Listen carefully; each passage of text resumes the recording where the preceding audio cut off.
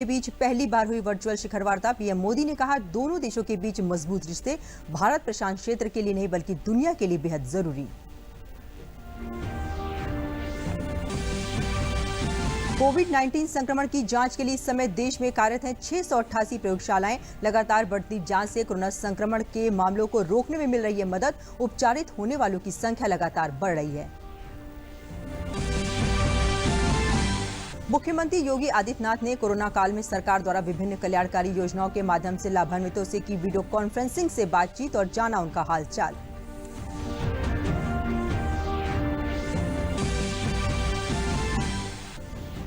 केंद्रीय मंत्रिमंडल द्वारा कल किसान हित में लिए गए निर्णयों पर किसानों ने जताई खुशी। सरकार के निर्णयों पर जताया आभार। कहा, किसान अब आत्मनिर्भर बनेंगे।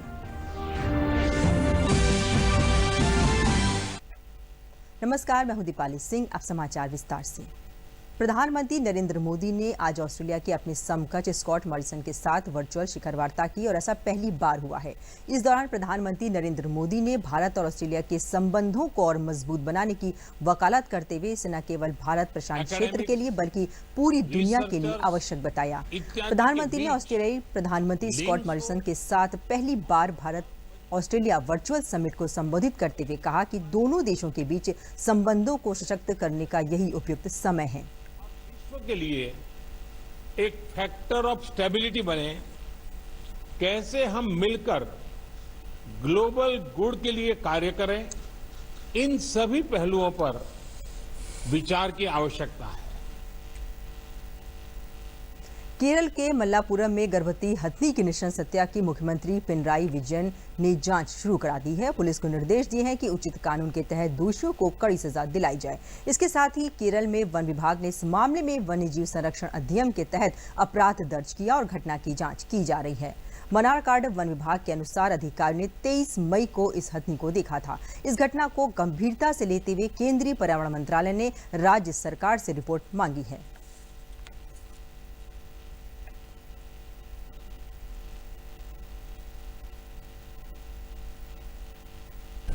Killing of an elephant in Kerala is shocking. If somebody gives firecrackers in pineapple and they get burst in the mouth, and therefore if elephant dies, this is very cruel and this is not Indian culture. Therefore, we have taken this killing in Kerala very seriously. For solving the animal-human conflict situation, we have already taken up fodder and water augmentation in forest areas. But this kind of killing is absolutely unacceptable, and we have already deputed our senior officers there. Maharashtra में तूफान निसर्ग अब कमजोर पड़ गया है। मौसम विभाग के अनुसार अगले कुछ घंटों में इसके पूरी तरह से निष्प्रभावी होने की संभावना है। इससे पहले कल ये तूफान महाराष्ट्र के तटीय इलाके के अलीबाग के तट से टकराया। अलीबाग के अलावा रायगढ़ और रत्नागिरी में काफी तेज हवा चली और भारी बारिश हुई, जिसका असर मुंबई पर भी पड़ा। हालांकि वहां कोई ज्यादा नुकसान नहीं पहुंचा। कई जगहों पर पेड़ गिर गए और अब कई हिस्सों में जल जमाव जैसी स्थिति है। पहले से महाराष्ट्र में तैनात एनडीआरएफ की टीम अब बचाव कार्य में लगी हुई है। लोगों को घरों से बाहर न निकलने की सलाह दी गई है। मुंबई एयरपोर्ट पर भी आवागमन बहाल है। देश में कोविड-19 से उबरने वालों की संख्या में लगातार बढ़ोतरी देखने को मिल रही है। अब से थोड़ी देर पहले स्वास्थ्य मंत्रालय की ओर से जारी किए गए आंकड़ों के अनुसार कोरोना वायरस के संक्रमण से अब तक 1,04,106 मरीज पूरी तरह से ठीक हो चुके हैं, जबकि सक्रिय मरीजों की संख्या बढ़ गई है। अब देश में कुल सक्रिय संक्रमण के मामले 1,06,737 हो गए हैं। इसी के साथ ही मृत्यु दर में गिरावट दर्ज हो रही है। देश में कोविड-19 की जांच करने के लिए 688 प्रयोगशालाएं हैं, जिनमें से 480 सरकारी हैं। वॉशिंगटन में गांधी प्रतिमा का अपमान किए जाने पर भारत में अमेरिकी राजदूत ने दुख जताया है। उन्होंने ट्वीट कर कहा कि गांधी प्रतिमा के अपमान को लेकर बेहद दुख हुआ। कृपया हमारी ईमानदार क्षमा याचना स्वीकार करें। जॉर्ज फ्लॉयड की भयानक मौत और भयानक हिंसा और बर्बरता से भी दुख पहुंचा है। हम किसी भी प्रकार के पूर्वाग्रह के खिलाफ हैं। विश्व स्वास्थ्य संगठन ने हाइड्रोक्सी क्लोरोक्वीन के क्लिनिकल ट्रायल को फिर से अनुमति दे दी है। कोरोना वायरस के मरीजों के इलाज में इस मलेरिया की दवा का इस्तेमाल किया जा रहा है। दरअसल एक रिसर्च रिपोर्ट में इस पर सवाल उठाए गए। इसके बाद WHO ने इस क्लिनिकल ट्रायल को रोक दिया था, लेकिन अब समीक्षा के बाद फिर से क्लिनिकल ट्रायल शुरू कर दिया गया है। ये ट्रायल 35 देशों के मरीजों पर किया जा रहा है। मुख्यमंत्री योगी आदित्यनाथ ने आज अपने निवास पर वीडियो कॉन्फ्रेंसिंग के जरिए मथुरा, बरेली, वाराणसी समेत कई जनपदों के पेंशन धारक लाभार्थियों से बात कर उनका हालचाल जाना। उन्होंने कहा कि प्रधानमंत्री नरेंद्र मोदी द्वारा 1,000 रुपए की अतिरिक्त धनराशि 86,71,781 पेंशन धारकों को 1,301.84 करोड़ रुपए दी जा रही है। इसका उद्देश्य है कि इस संक्रमण काल में आपको किसी भी प्रकार की दिक्कत या परेशानी से बचाना है। मुख्यमंत्री ने लोगों से अपील की कि वे इस पैसे को निकालने बैंक ना जाएं और जो बैंकिंग करस्पॉन्डेंट काम कर रहे हैं उनसे ही पैसा लें, जिससे कोरोना के किसी भी खतरे से बचा जा सके और बैंक में भीड़ भी ना लगे। मुख्यमंत्री ने कहा कि गरीबों, महिलाओं, किसानों के लिए सरकार काम कर रही है। ये सब प्रधानमंत्री के प्रयासों के कारण संभव हो पा रहा है। अब तकनीक के माध्यम से आपका पैसा सीधे आपके खाते में पहुंच रहा है, जिससे कोई दलाली नहीं कर सकता है। कि वैश्विक महामारी कोरोना से जब पूरी दुनिया जूझ रही है और उन स्थितियों में हमारे देश के यशस्वी प्रधानमंत्री आदरणीय श्री नरेंद्र मोदी जी ने उन सभी लोगों की चिंता की है। गांव का गरीब है, किसान है, नौजवान है, महिलाएं हैं, सभी लोगों को, और बराबर उनके अकाउंट में पैसा दिया, राशन दिया। आज उसी का प्रतिफल है कि हर एक गरीब को हम लोग सुविधा उपलब्ध कराने में हमें मदद मिल पा रही है। चाहे वह 18 करोड़ गरीबों को राशन उपलब्ध कराने की कार्रवाई हो।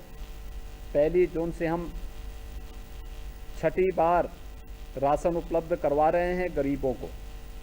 पूरे देश के अंदर 80 करोड़ लोगों को मुफ्त में राशन की सुविधा का लाभ मिला है। इसी प्रकार से हम लोगों ने इन 86,71,781 जो लाभार्थी थे, चारों प्रकार के पेंशन धारक, अप्रैल महीने में हम लोगों ने इन्हें 2-2 महीने की पेंशन उपलब्ध करवाई थी एक साथ, और आज इन्हें पीएम पैकेज के अंतर्गत जो 1,000 रुपये की राशि 3 महीने के लिए अलग से पेंशन के अतिरिक्त स्वीकृत की गई थी, इस राशि को भी आज उनके अकाउंट में देने की व्यवस्था सीधे की जा रही है। आप अनुमान कर सकते हैं कि एक साथ 86,71,000 से अधिक लाभार्थी इन पेंशन की सुविधा से सीधे सीधे लाभान्वित होंगे। टेक्नोलॉजी का उपयोग करके कैसे हम गरीब को इन सभी योजनाओं से लाभान्वित कर सकते हैं, एक क्लिक करके सबके अकाउंट में पैसा आ जाएगा। पहले इसमें भी बहुत शोषण होता था, प्रधानमंत्री जी ने शोषण से आपको मुक्त कर दिया। अब कोई व्यक्ति शोषण नहीं कर पाएगा। इस प्रकार से जो कोरोना का महामारी चल रहा है, माननीय मुख्यमंत्री जी ने उस पर सोचा कि उनके सुविधा के लिए, उनकी व्यवस्था के लिए हर प्रकार पहले से व्यवस्था कर ली जाए। इसीलिए वृद्धावस्था पेंशन और निराश्रित महिला पेंशन और दिव्यांग पेंशन और कुष्ठावस्था पेंशन के लिए कुछ 86,71,781 लोगों को आज ये माननीय मुख्यमंत्री ने बटन दबा करके उनके खाते में पैसा दिया है। और इनके पैसा पहुंच जाने के बाद जो असुविधाएं होती हैं उनका सब रोज़मर्रा का काम पूरा हो जाएगा, सारी व्यवस्था हो जाएगी। तो इस तरह मैं मुख्यमंत्री जी को बहुत बहुत बधाई देता हूँ, धन्यवाद देता हूँ कि गरीबों के प्रति जिस प्रकार से उनकी जागरूकता है ये आगे बढ़ता जाएगा तो उत्तर प्रदेश में गरीबों को जिस प्रकार से असुविधा होती थी वो पूरा हो जाएगा। उप मुख्यमंत्री डॉक्टर दिनेश शर्मा ने कहा है कि प्रधानमंत्री के दूसरे कार्यकाल के प्रथम वर्ष में विगत 70 वर्ष से लंबित जम्मू कश्मीर से आर्टिकल 370 और 35A को निरस्त किया गया। तलाक 3 तलाक से पीड़ित मुस्लिम महिलाओं को न्याय दिलाने के लिए ट्रिपल तलाक के खिलाफ कानून बनाया।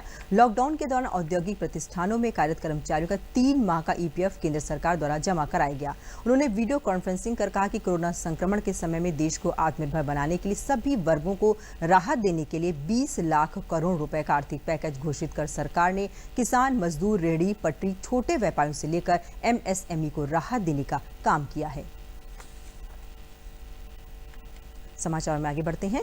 केंद्र की कैबिनेट बैठक में किसानों की कृषि उपज की भंडारण क्षमता और कृषि उपज को देश में कहीं भी बेचने जैसे फैसले को सहारनपुर के किसानों ने काफी सराहना की है। किसानों का कहना है कि अब देश के किसान अपनी फसल को अपनी सुविधानुसार बेफिक्र होकर जितना चाहें उतना भंडारण कर सकते हैं। अपनी फसल को अपनी मर्जी से जहां पर भी उचित फसल का मूल्य सही मिलेगा बेच सकते हैं। इसके लिए सरकार का धन्यवाद करना चाहते हैं। किसानों का कहना है कि इससे पहले भी प्रधानमंत्री नरेंद्र मोदी किसान सम्मान निधि, कृषि बीमा योजना आदि बहुत सी किसान कल्याणकारी योजनाएं देश के किसानों को समर्पित कर चुके हैं, जो किसानों के लिए वरदान साबित हो रही हैं।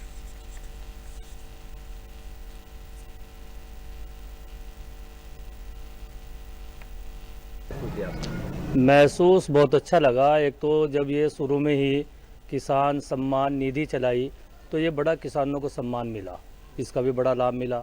ये मीटिंग हुई, इसमें जो किसानों के लिए अपनी फसलों को रोकने के लिए इजाज़त दी गई, ये बहुत ही अच्छा फैसला किया गया। अपने माल को आदमी कभी भी कहीं भी ले जा कर बेच सकते हैं। अगर यहाँ सहारनपुर में हमें अच्छे रेट नहीं मिल रहे तो हरियाणा में बेच सकते हैं। ये इतना अच्छा प्रधानमंत्री नरेंद्र मोदी जी ने फैसला किया है, इसकी तो मैं तहे दिल से तमाम किसानों की तरफ से बधाई देना चाहता हूँ। बहुत ही अच्छा फैसला किया है हमारे प्रधान नरेंद्र मोदी जी ने। बहुत अच्छा लगा है। जब से ये कैबिनेट की मीटिंग में किसानों के ऊपर से जो प्रतिबंध हटे हैं कि बाहर आप माल नहीं पहले ले आ सकते थे, पुलिस परेशान करती थी और अपने घरों में ये अपना अनाज वगैरह स्टॉक नहीं कर सकते थे। अब ये पाबंदी हट चुकी है, तो जब हम समय पा के अपना अनाज जब भी अच्छा दाम मिलेगा दूसरे राज्यों में हम वहाँ पे इसे बेच सकते हैं, जिससे कि हमारे पर मान लो जो हमारा जो भी अनाज है उसका हमें उचित मूल्य मिल सके। जी सुनकर बड़ा अच्छा लगा कि सरकार ने कुछ ऐसे फैसले लिए जो किसान हित में है। जैसे कि फसल का भंडारण था, तो भंडारण में पहले ये था कि कहीं भी अगर ये पता चला कि वहाँ स्टोरेज है वो किसी भी प्रकार का, तो वहाँ उसकी जांच होती और तहकीकात करते फिरते थे। आज वो पाबंदी हटी तो एक अच्छा खुशगवार लगा। दूसरी बात यह है कि दूसरे राज्य की मंडियों में किसान अपना माल यदि ले जाता तो पुलिस परेशान करती थी, लेकिन इस बार ये बंधन सरकार ने हटाया, तो एक बड़ा अच्छा सराहनीय कदम है और भविष्य में इससे किसान लाभान्वित होंगे। केंद्र सरकार ने कृषि की स्थिति को सुधारने और किसानों की आय को दोगुना करने के लिए कई नई योजनाओं की घोषणा की है। सरकार ने नई व्यवस्था के तहत किसानों को एक देश एक बाजार का तोहफा दिया है, जिससे किसान अपनी उपज की कहीं भी बेच सकते हैं। सरकार ने फसलों का समर्थन मूल्य बढ़ाकर किसानों की आय दोगुनी करने की कड़ी में महत्वपूर्ण कदम उठाया है। केंद्र सरकार की नई घोषणाओं से किसानों में उत्साह है। वन नेशन वन रेट से हमको ये फायदा होगा कि हमारा माल व्यापारी खरीदता था और ले जाके दूसरे शहरों में महंगा बेचता था। अब हम किसान स्वयं उसको ले जा सकेंगे, क्योंकि एक जगह से दूसरे जगह के ले आने और ले जाने में किसानों को काफ़ी दिक्कत उठानी पड़ती थी और रेट का भारी अंतर होता था। इससे निश्चित रूप से किसानों को फायदा होगा। और दूसरा जो समर्थन मूल्य की बात है, मोदी जी को मैं कोटि कोटि धन्यवाद देता हूँ। जैसे धान गेहूं का रेट को छोड़ करके जौ, बाजरा, मड़ुआ, टांगुन, इस तरह के जो मोटे अन्न थे जिनका प्रोडक्शन एक तरह से बंद हो गया था, जो कम पूंजी में ज़्यादा प्रोडक्शन देते थे, क्योंकि उसका मार्केट नहीं था, उन्होंने सरकारी खरीद इसकी शुरू कराई है। इस नाते भी बहुत धन्यवाद देता हूं, उन्होंने किसानों के लिए सोचा है। आज इस राष्ट्रीय आपदा में जो इस देश को चलाया है वह मात्र किसान ही है, जो इस राष्ट्रीय आपदा में इस देश को चलाया है। इस बात को ध्यान में रखते हुए, इसकी चिंता करते हुए माननीय प्रधानमंत्री जी ने इस नए पैकेज में जो 20 लाख करोड़ का उन्होंने पैकेज दिया है, इसमें किसान हित के लिए बहुत कुछ उन्होंने किया है। दूसरा साथ ही साथ जो अभी नया जो घोषणा किए हैं वन नेशन वन मार्केट, यह जो है किसान के लिए बहुत ही लाभकारी सिद्ध होगा और किसान अपने फसल का उचित मूल्य पा सकेगा। देखिए, सबसे पहले हमको तो यह फ़ायदा होगी कि पहले जो हम लोग जो भी उपजाते थे, अन्न हो या जो भी हो, तिलहन हो, दलहन हो या फिर खाने का अनाज हो, जो भी चीज़ हो, इसको बेचने के लिए हमको बाज़ारों में, स्थानीय बाज़ारों में इधर उधर भटकना पड़ता था। और जब भटकते थे तो इधर बिचौलिए कुछ लेते थे, कुछ इधर जाता था, कुछ नुकसान होता था। लेकिन अब इससे हमको यह फ़ायदा हुआ है कि हम अपने उपज को तत्काल कहीं भी बेच सकते हैं और वह पैसा तत्काल हमको मिल सकता है। हमीरपुर जिला खेती के लिए जाना जाता है। यहाँ पर किसानों ने भारत सरकार के फैसले का भरपूर स्वागत किया है। उन्होंने कहा कि मोदी सरकार हमारे हित की सरकार है। लॉकडाउन के चलते हम लोगों में आत्मनिर्भरता की कुछ कमी आई थी, जिससे हम लोग निराशा की ओर बढ़ रहे थे। लेकिन भारत सरकार के इस फैसले के आने के बाद हम लोगों में आत्मनिर्भरता एवं उम्मीद की किरण जागृत हुई है। किसानों की आय दोगुनी करने में भारत सरकार के फैसले हम किसानों के लिए काफी कारगर साबित होंगे।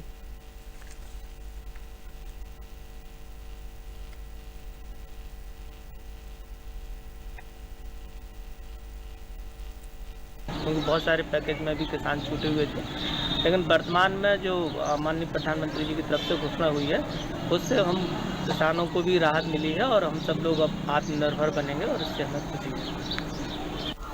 जबकि लॉकडाउन के दौरान हम लोग घर से बाहर नहीं निकल पा रहे थे, खाने के लिए राशन या सब्जी खरीदने में बड़ी दिक्कत हो रही थी, कहीं बाहर जाने में दिक्कत हो रही थी।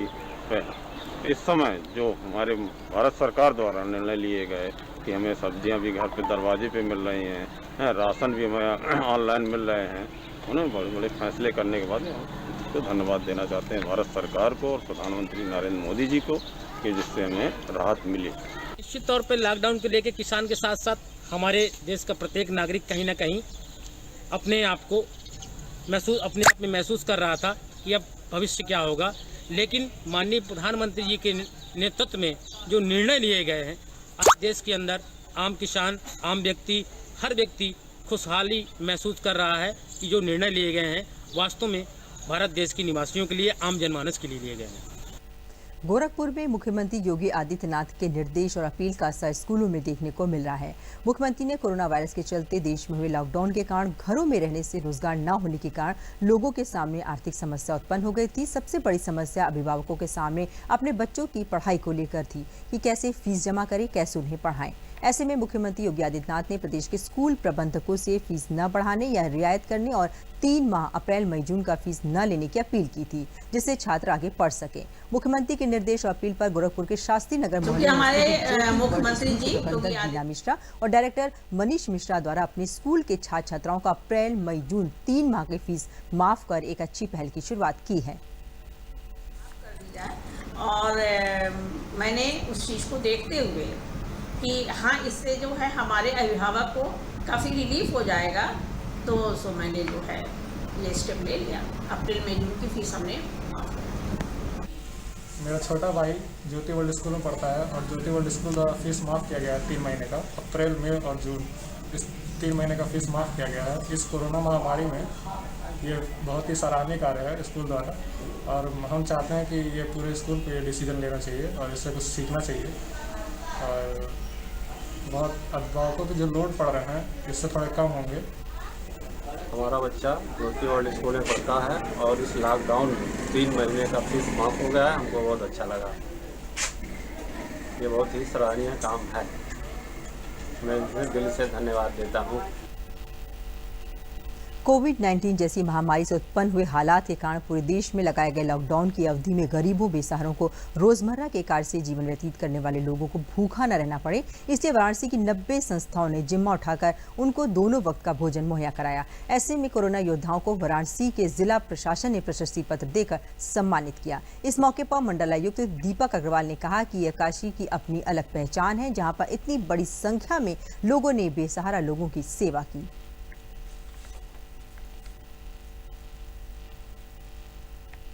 की जो विपदा पूरे विश्व में आई थी, उसमें काशी में जिन लोगों ने इस विपदा की घड़ी में अपने घरों से निकलकर प्रशासन के साथ हाथ से हाथ मिलाकर लाखों लोगों को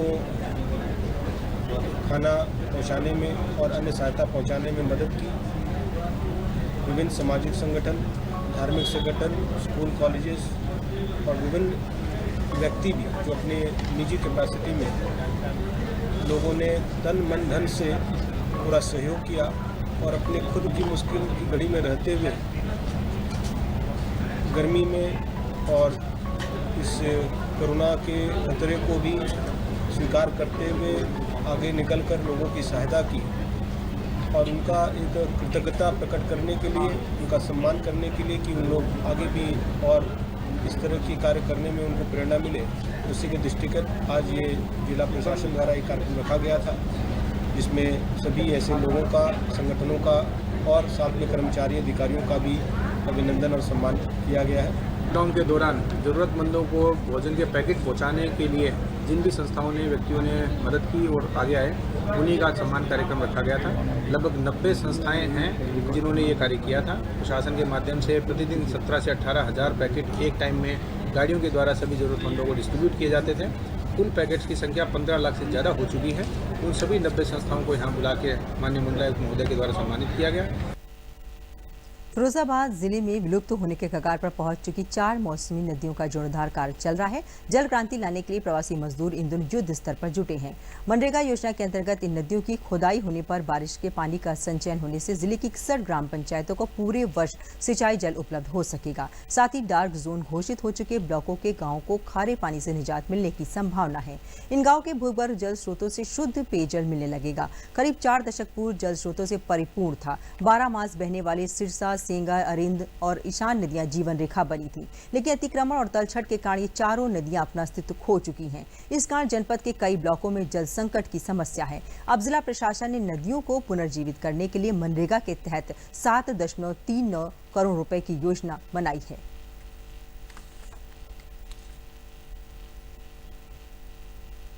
फिरोजाबाद एक अति दोहित जनपद के रूप में चयनित हुआ था पिछले साल जब जल शक्ति अभियान चला था। तभी से हम लोग ने अपनी नदियों पे मुहिम शुरू कर दी थी। आपको पता है कि सिरसा नदी पे एक बड़ा प्रोजेक्ट बना था इरिगेशन का, जो अभी तक सैंक्शन नहीं हो पाया था। तो हम लोग ने ये विचार किया कि क्यों नहीं नरेगा के तहत ही नदियों को लिया जाए, नदियों को पुनर्जीवित किया जाए। अभी सरकार का ज़्यादा से ज़्यादा फोकस है वाटर कंजर्वेशन वर्क बढ़ाने पे। तो इसी के तहत हम लोग ने लगभग 170 किलोमीटर में 4 नदियों पे काम करना शुरू किया। लगभग 91 ग्राम पंचायतें हैं जो इसमें कवर हो रही हैं। सबसे अधिक हमारी खैरगढ़ में सिरसा नदी में 13 ग्राम पंचायतें हैं जो कवर हो रही हैं। लगभग 7 करोड़ है जो हम इस पुनर्जीवन के थ्रू मजदूरों को देना चाह रहे हैं, उनके सीधे उनके बैंक अकाउंट में। क्योंकि आपको पता है अब नरेगा की जो डेली का जो वेज रेट है वो 201 रुपये हो गया है। पल्लेदारी करते थे, वहाँ से लॉकडाउन हुआ तो वहाँ से चले आए, घर पे आए पैदल घर पे आके यहाँ सेंगा नदी में काम चल रहा था। यहाँ पर हम प्रधान जी के पास गए, उनने मेरे को यहाँ लगा दिया। तो यहाँ अपना काम कर रहे हैं, 200 रुपये मिल रहे हैं, 2 से 1, और पालन पोषण कर रहे हैं और सरकार को धन्यवाद। नाम संतोष कुमार है। मैं जयपुर राजस्थान के अंदर हम मंडी के अंदर पल्लेदारी का काम करते हैं। और वहाँ पर जब लॉकडाउन की जो होली के बाद लॉकडाउन की सुनी तो लॉकडाउन लग गया तो उसके हम पैदल आए। वहाँ पर मेरा खाना पीने की व्यवस्था नहीं बनी। फिर प्रधान जी जो हमारे मौजा रायतपुर के हैं उनसे हमने काम मांगा तो उन्होंने फिर हमको मनरेगा के अंदर काम दिया। हम सरकार को धन्यवाद देते हैं। मुख्यमंत्री के निर्देश पर प्रदेश में समस्त प्रवासियों को 15 दिवसीय राशन किट सहित 1000 रुपए प्रति परिवार दिए जा रहे हैं। उत्तर प्रदेश राजस्व प्रशासनिक अधिकारी संघ के अध्यक्ष निखिल शुक्ला ने बताया कि मुख्यमंत्री के निर्देशानुसार पूरे प्रदेश में क्वारंटीन किए गए समस्त प्रवासियों को, चाहे अपने माध्यम से आए हों या प्रशासन के माध्यम से आए हों, उनको 15 दिवसीय राशन किट सहित 1000 रुपए प्रति परिवार दिया जा रहा है। साथ ही प्रशासन के माध्यम से उन पर लगातार नजर भी रखी जा रही है।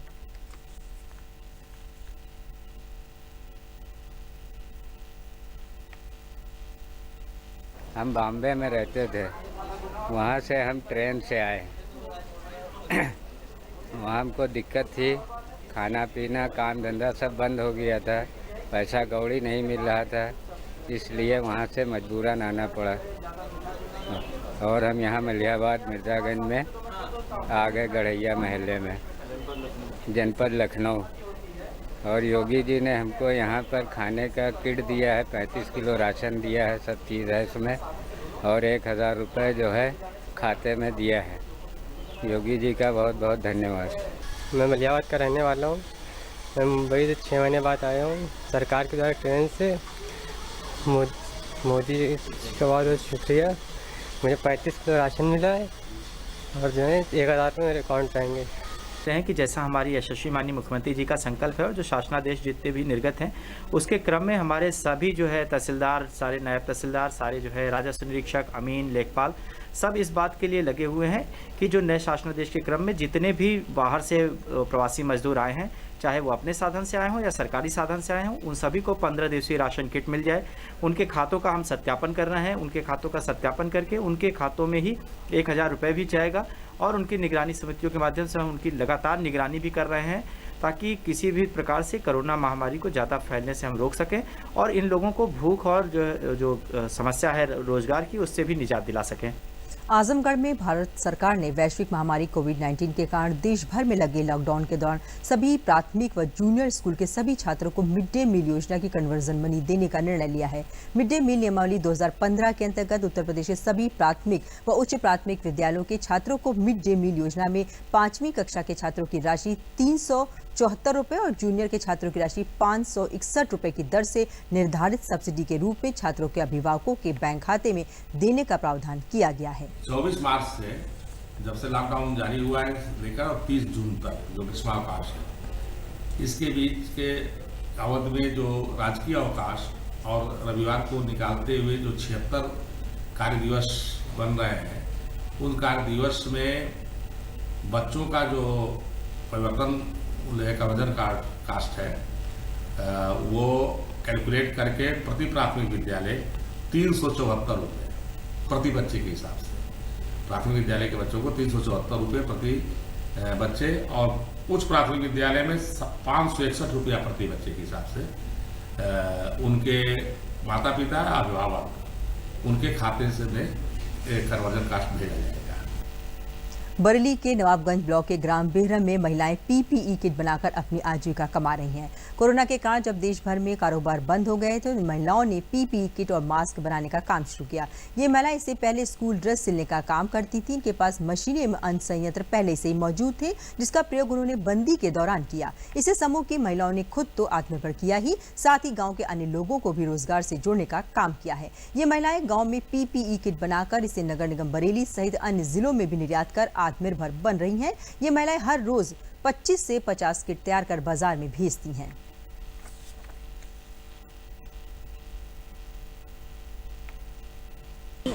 पीपी सूट बना रहे हैं और रोजगार चला रहे हैं उससे, और हम सब लोग महिला सब मिलके काम कर रही हैं उसमें।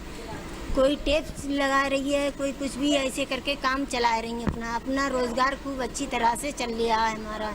हाँ, कारोबार बंद हो गए थे, अब लॉकडाउन की वजह से ये काम मिला हमें, तो इसमें खूब अच्छा हमारा रोजगार चल रहा है।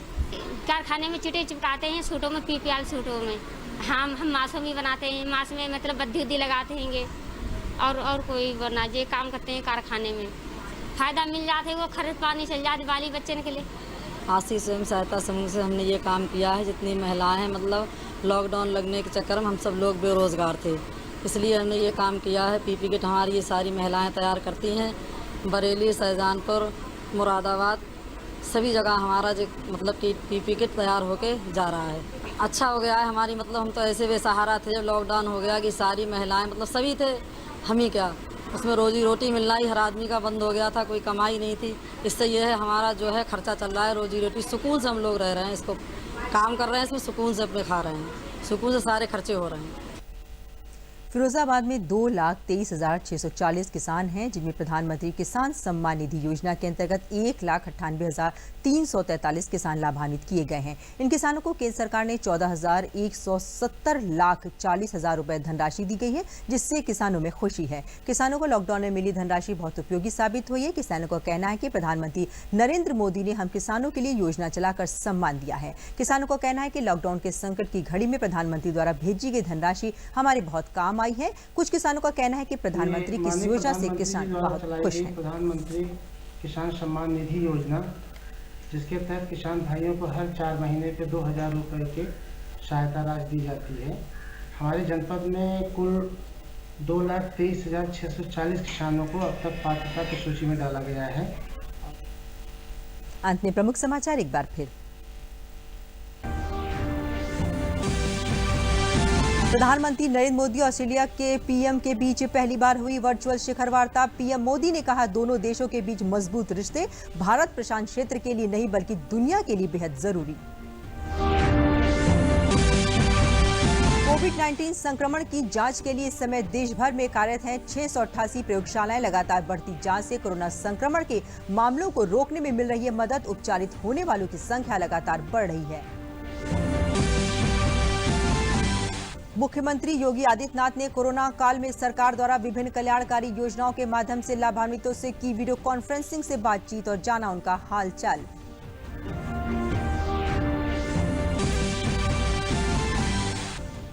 केंद्रीय मंत्रिमंडल द्वारा कल किसान हित में लिए गए निर्णय पर किसानों ने जताई खुशी। सरकार के निर्णयों पर जताया आभार। कहा, किसान अब आत्मनिर्भर बनेंगे।